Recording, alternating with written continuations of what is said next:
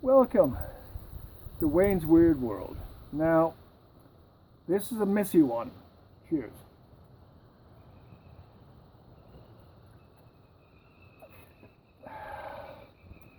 Pruning saw, left out in the garden, forgotten about, covered over, disappeared in amongst all the leaves and yuck. Well, it was rusty. Quite rusty. Thankfully, the guard was on the blade, so that didn't get the worst of it, but all along here, oh, I can still feel a bit there, became quite rusty. Let's get that out of the way. So, what do? Clean them up.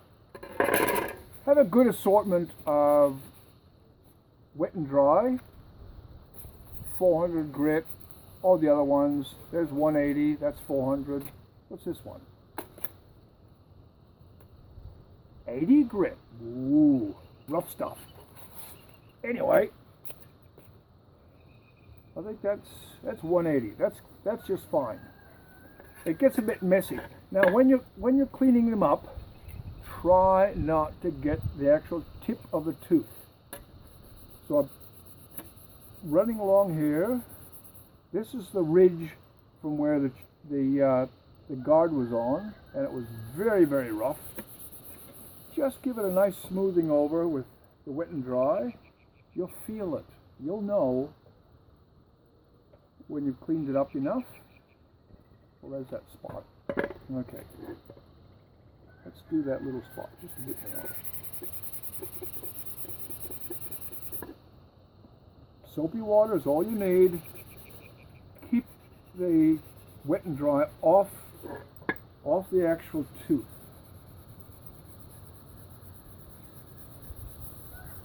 Yeah, that's not too bad. Yes, I made a mess in my kitchen. That's what stainless steel sinks are for. They clean up easily. They're also good for washing carburetors, and the oven is always very, very good for drying out a carburetor. Then finish it off with a little bit of oil.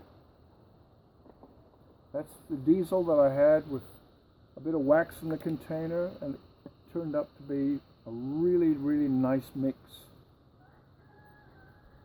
And just give your blade a nice oiling. It's amazing how much resistance that rust makes when you're trying to prune any branches off trees and large shrubs. That rust really, really makes it difficult. That's it.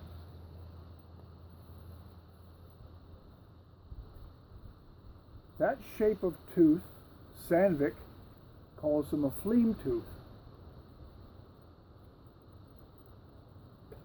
Beautiful.